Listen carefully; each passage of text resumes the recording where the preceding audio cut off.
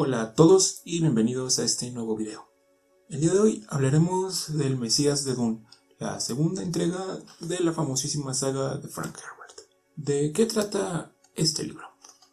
Después de los acontecimientos que pasaron en Arrakis y esa batalla final épica, Paul Muad'Dib ahora es el Mesías de toda una civilización y lo vamos a ver manejando los problemas que conlleva ser ahora el nuevo emperador, un Mesías para una civilización entera y también ser un esposo y un hermano. Pero el problema surge cuando una conspiración contra Paul Atreides para derrocarlo nace literalmente en donde él está. Sé que puede sonar un poco extraña esa última parte, pero literalmente así pasa. Hablemos primero de cosas que el Mesías de Dune mejora a comparación de su antecesor, Dune. Para esto vamos a hacer una recapitulación de lo que me pareció a mí Dune, este libro. Como pueden ver, hay una gran diferencia de tamaños. Este es de casi 800 páginas, a pesar de que se ve un poco delgadito, es porque las hojas son recicladas y por eso se ven muy delgadito. Pero ven cómo se pasan muy rápido. Pesa bastante y este de aquí solamente de 300 páginas. Las hojas son más gruesas que el anterior y no tiene un formato de letra tan pequeño como Dune. Si se pueden dar cuenta, son cosas bastante diferentes la una de la otra. Pero, ¿de qué trata? O más bien, ¿qué me pareció? El uso de elementos de ciencia ficción, de fantasía, de religión, todos esos conceptos filosóficos y metafísicos que usa Frank para darle forma a su universo y a su historia, son los mismos que lo terminan ahogando. Porque de tan grande que es la historia, se termina de descuidar ciertas partes como lo es el desarrollo de personajes, las relaciones y que te expliquen muy bien cómo es el mundo de Dune. Porque, como dije, Frank no te avisa, solamente... ¡Oh, me vengo, digo yo! Dejando de lado esto, ¿qué es lo que mejora el Mesías de Dune? Lo primero que tengo que mencionar respecto a lo que hace mejor el Mesías de Dune que Dune es contarnos una historia orgánica. Porque aquí en el principio hay una nota de Frank sobre qué estaba pensando en su mente mientras escribía Dune.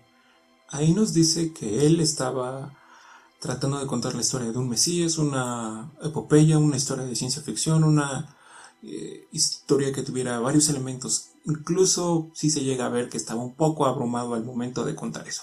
Pero aquí, a diferencia del anterior, no se centra completamente en muchísimos conceptos al mismo tiempo. Aquí se centra en sí varios conceptos, pero poco a poco. Se centra más que nada en explorar conceptos metafísicos, conceptos filosóficos, consecuencias de un fanatismo religioso y sí, ciencia ficción, pero eso ya está más en un tercer plano que en el desarrollo completo de la historia. Otra cosa que maneja muy bien el Mesías de Dune es que hay un desarrollo de personajes, no como en el primero que el desarrollo empezó casi a la mitad o un poquito antes. Aquí desde el principio hay un desarrollo de personajes, se trabaja en las relaciones entre Paul y todo su alrededor y cómo él interactúa con todas estas personas y qué consecuencias le va a traer interactuar con personas con las que sí debe interactuar y con las que tiene que hacerlo solamente por necesidad. Ahora, ¿cómo se sostiene el Mesías de Dune por sí solo? Para esto tenemos que entender que el Mesías de Dune es considerado el peor libro de toda la saga de Dune. Incluso muchos lo consideran peor que los dos últimos libros que escribió Brian Herbert, el hijo de Frank. Otros dicen que no está tan mal, pero sí es un poquito malo. Ya una vez entendiendo eso, el Mesías de Dune se sostiene por sí mismo porque expande más el universo de Dune. Expande mucho más los conceptos que vimos, como lo es la adicción a la melange, los gusanos de arena, todas estas armas que hay en el universo de Dune, tanto los cañones, los ornitópteros y todas esas naves, todas esas cosas que vimos en el primer libro, aquí cobran una relevancia fundacional. Lo que en un principio solamente sirvió para enriquecer una historia, aquí es prácticamente casi lo que termina desencadenando todo eso. El uso de una conspiración, si bien puede sonar un poco repetitivo, ya conoces un poco la fórmula, pero no acaba similar al libro anterior. Con esto viene el siguiente punto bueno. Aquí hay muchísimos giros inesperados, mucho mejores que en el primer libro, que se sostienen por sí solos porque pasan al final y hay un giro que me encantó, que es la introducción de un personaje Eso sí no lo puedo decir que es spoiler, pero este personaje que se introduce, aquí lo llaman Edric, es el que se roba el libro a mi parecer. Porque desde su perspectiva vemos todo lo que el Mesías de Dune plantea, pero no puede lograr, ahorita vamos con eso igual, con otros personajes. Nos ponen las consecuencias de sus actos de una forma física, como él tiene que afrontar a ciertas personas, como tiene que afrontar al propio Paul, las consecuencias que sufre por este cambio radical en él.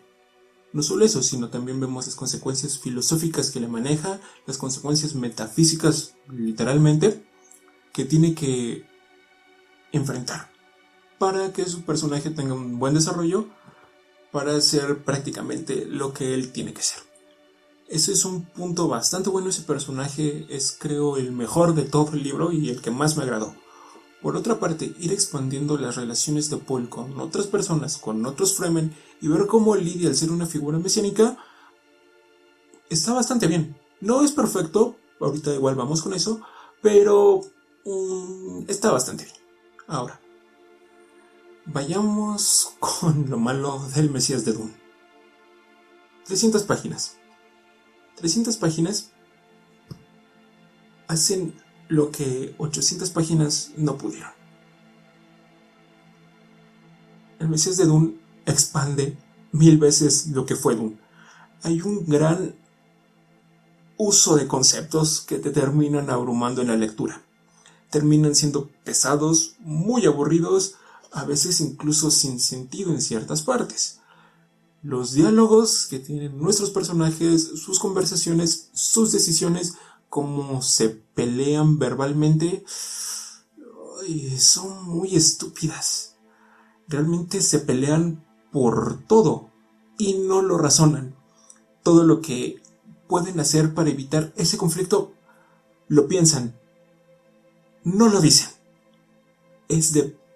Pudimos habernos ahorrado casi 100 páginas.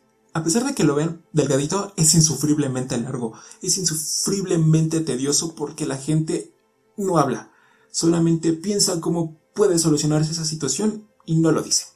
Actúan de una manera estúpida porque no hablan, incluso se les podría considerar un poco retrasados porque no saben hacer bien las cosas. Por otra parte, el uso de la conspiración es repetitivo. Y, repito, tú puedes determinar que sabes cómo va a acabar, pero no acaba de la misma manera, sino que más bien el problema es que es repetitiva esta fórmula. Ya hay muchísimas novelas que tienen el uso de la conspiración como el clímax de toda la historia, como lo es Canción de Hielo y Fuego, El Señor de los Anillos en ciertas partes, La Torre Oscura, bueno, muchísimas cosas más. Pero aquí el problema es que todavía no estaban escritos tantos libros así. Incluso yo puedo decir varios detonantes extra. Por ejemplo, el encontrar un cadáver, las premoniciones, la presciencia que tiene Paul, pudieron ser un detonante mucho mejor para la historia y no una conspiración. Y mucho menos una donde todo está pasando frente a tus narices, pero por una razón que no se termina de explicar completamente porque no hay un buen uso de ciertos elementos metafísicos, no terminas de entender. Hay varios personajes introducidos, pero pasan casi porque tienen que pasar. Pasan muchos a la fuerza y lo peor de todo es que varios de ellos no se terminan usando, casi ni siquiera aparecen. Tal caso es el de Edric, que a pesar de que me gustó su personaje, me gustó su desarrollo, me gustó su planteamiento, solamente sirve en 3, 4 partes. Y sí, son partes conmovedoras, son partes que se trabajan, pero las demás estas...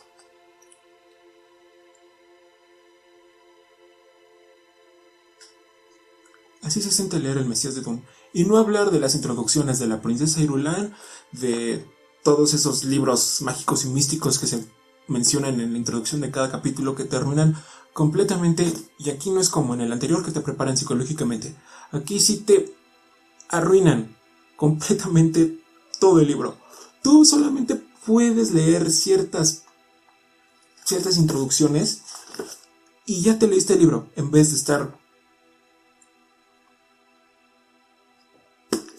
El punto álgido del libro se alcanza casi al final, ya cuando son 20 páginas para acabar, y el final sí compensa bastante lo que fue El Mesías de Dune.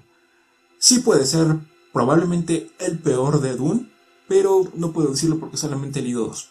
En conclusión, el Mesías de Dune sufre de los mismos problemas que Dune, pero de una manera diferente. Se ve ahogado en lo que trata de ser, pero lo llega a ser, pero llega a ser de todos modos mucho, muy pesado. El uso de conceptos metafísicos, filosóficos y todo lo demás terminan envolviendo la historia de una manera interesante, a veces muy bien aprovechada, pero el 90% de las veces es muy aburrido y muy tedioso. Hay un desarrollo de personajes interesante, pero no termina siendo bueno del todo. A veces llega a resultar ridículo y estúpido por las decisiones que toman los personajes, pero aún así solamente un personaje como que se salvó, que fue Edric, y más o menos Paul. De ahí en fuera todos actúan como estúpidos y como imbéciles. Eso fue lo que a mí me pareció el Mesías de Dune. Si a ustedes les pareció algo diferente, por favor díganmelo y nos vemos en la próxima.